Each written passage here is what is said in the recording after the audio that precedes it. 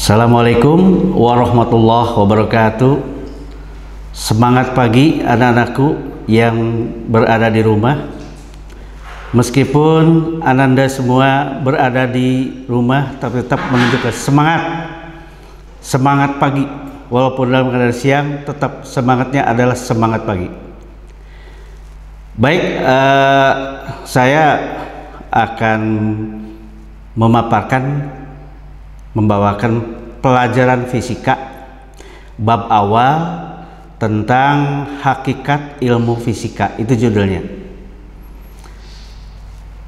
Kalau dilihat dari suku katanya, ada 3 suku kata: hakikat, ilmu, dan fisika.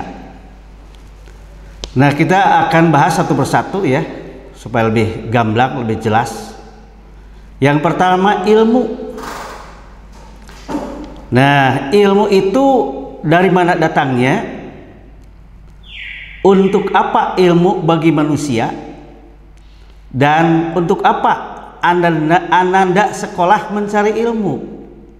Itu pertanyaannya 3. Nah, kalau dijawab, jawabannya bahwa ilmu itu datangnya dari Tuhan yang Maha Pencipta.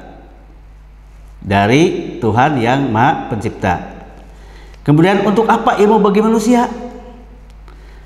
Ilmu bagi manusia yaitu diberikan oleh Tuhan yang Maha Kuasa untuk memudahkan kehidupan manusia. Salah satu contohnya misalnya nih, kalau dulu sebelum ada teknologi, orang berjalan itu misalnya dari Kuningan ke Cirebon dengan sepeda. Tapi sekarang dengan adanya kendaraan yang lebih baik, yang lebih bagus ya, bisa ditempuh dengan waktu lebih singkat.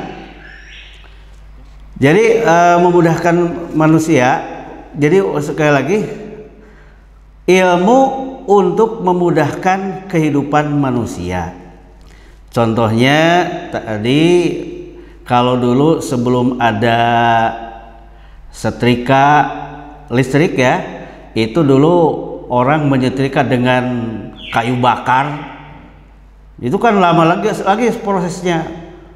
Cari kayu bakarnya, cari arangnya, kemudian dinyalakan. Namun sekarang dengan berkat adanya ilmu, terciptalah arus listrik, maka dengan secepat mungkin lebih mudah menyalakan setrika. Kemudian contoh juga lain di dunia kedokteran, misalnya kalau dulu mengoperasi itu dengan pisau dan dengan relatif waktu yang lebih lama. Namun sekarang bisa dengan sinar ya, sinar inframerah. Saya tanya sedikit, kemudian lebih cepat. Itu keuntungannya, lebih mudah. Nah, kemudian dulu kalau zaman saya itu, atau dari bidang pertanian lah, dari bidang pertanian contohnya dari bidang pertanian ada, kalau dulu sebelum ada teknologi pertanian, maka itu panen 1 tahun mungkin 1 kali atau maksimal 2 kali. Tapi sekarang sudah ada teknologi, pakai ilmu teknologi pertanian, maka panen bisa menghasilkan panen bisa 3 kali. Dengan demikian para petani sekarang lebih makmur itu. Nah, itulah keberadaan ilmu. Jadi ilmu bagi manusia untuk membantu usaha manusia, untuk memudahkan kehidupan manusia. Kemudian kita yang ketiga, untuk apa Ananda sekolah mencari ilmu? Untuk apa ya? Jauh-jauh misalnya ke luar negeri atau jauh-jauh ke luar kota mencari ilmu. Nah, itu ternyata Ananda mencari ilmu itu untuk apa coba? Untuk membangun pola pikir yang baik, untuk membangun pola pikir yang positif, untuk membangun pola pikir yang cerdas, berwawasan jauh ke depan, yang inovatif dan berakhlakul karimah. Itu tujuannya Ananda semua mencari ilmu. Kemudian untuk mewujudkan harapan-harapan tadi harus bagaimana?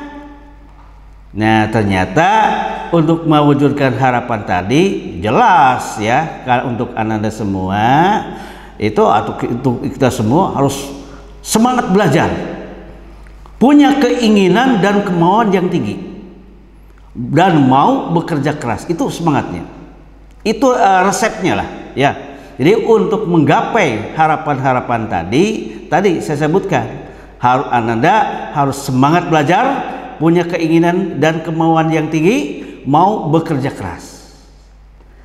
Nah, kemudian bagaimana cara belajar fisika yang baik? Ya, rata-rata kan kalau pembelajaran fisika itu jarang orang yang menyukai sebetulnya. Nah, resepnya supaya kita bisa mempelajari fisika dengan baik ya, bahwa anggapan kita harus positif. Anggapan kita harus positif. Satu, fisika itu ternyata menyenangkan. Fisika itu menyenangkan. Yang kedua, fisika itu mudah. Fisika itu mudah. Yang ketiga, fisika itu seru. Seru sekali.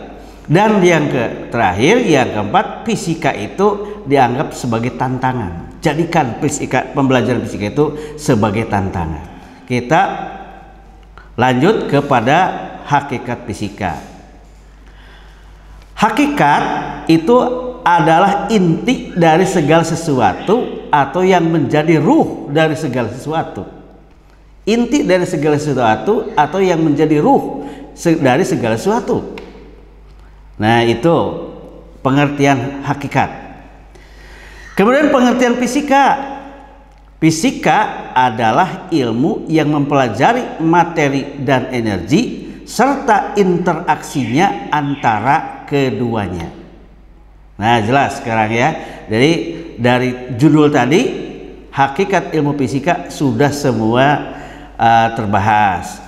Sekarang kita masuk ke hakikat fisika.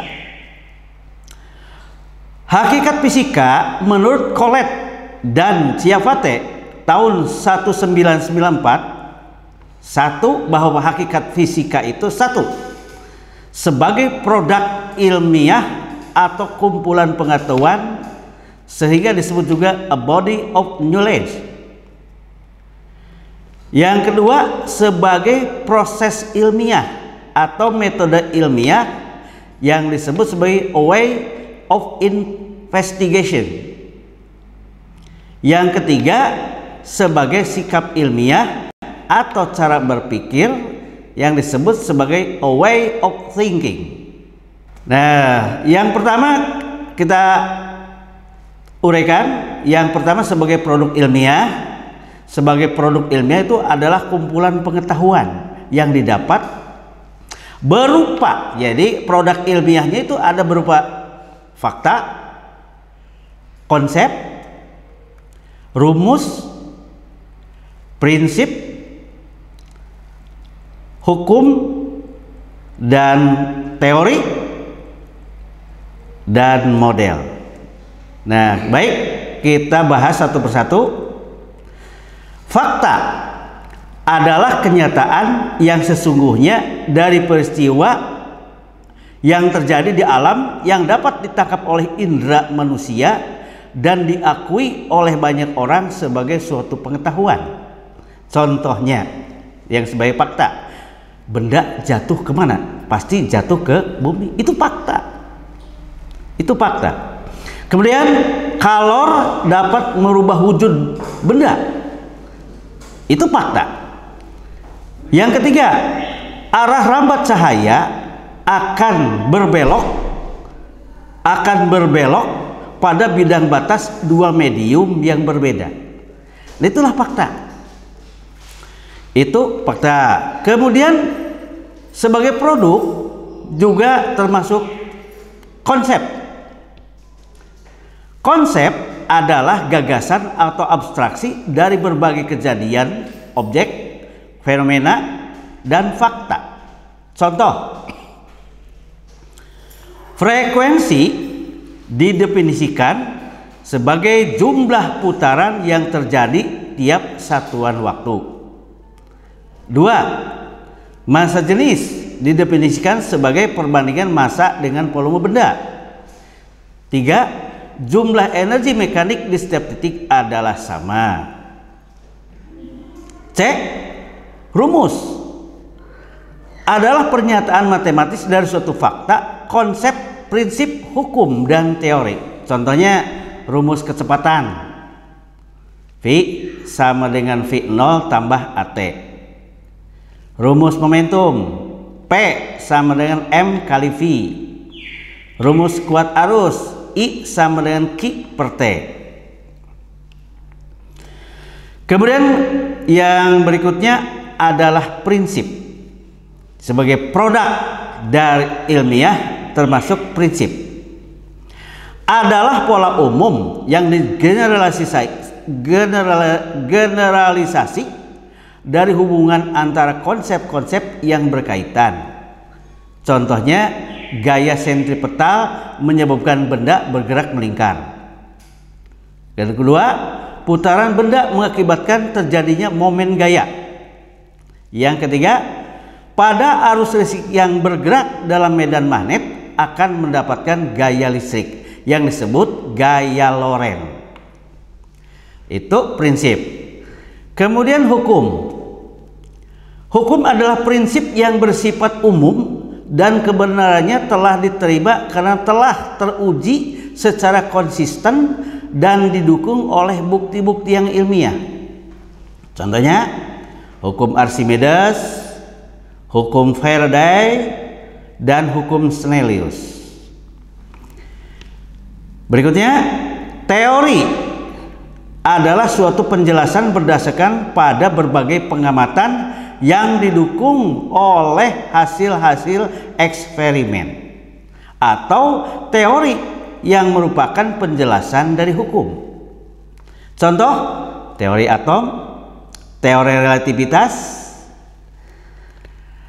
Kemudian yang terakhir adalah model adalah representasi dari suatu benda atau sistem yang dibuat sebagai visualisasi untuk memudahkan pemahaman terhadap suatu fenomena alam. Contohnya,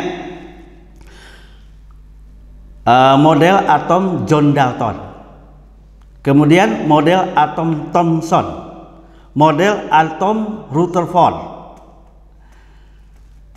Nah, itu hakikat fisika sebagai produk ilmiah. Yang kedua, hakikat fisika sebagai proses ilmiah atau metode ilmiah adalah langkah-langkah ilmiah yang didasari kecakapan berpikir dan mengungkapkan alasan, ya, seperti melaksanakan pengamatan atau observasi, yaitu untuk menemukan masalah, kemudian merumuskan masalah dengan mengajukan pertanyaan-pertanyaan mengenai objek yang diteliti, kemudian kajian pustaka dengan cara mengumpulkan informasi dan membuat hipotesis atau dugaan sementara, merupakan ide atau dugaan sementara untuk menyelesaikan masalah yang diajukan dalam penelitian. Kemudian melakukan eksperimen untuk menguji hipotesis tadi diajukan. Dan berikutnya menganalisis data, yaitu mencari hubungan variabel awal dengan akhir untuk menuju kepada kesimpulan. Menarik kesimpulan penelitian merupakan ringkasan analisis data yang menghubungkan hasil eksperimen dengan hipotesis. Mengulangi kerja ilmiah Maksudnya untuk supaya lebih yakin pada kesimpulan. Yang ketiga, bahwa hakikat ilmu fisika sebagai skala sikap ilmiah. Sebagai sikap ilmiah.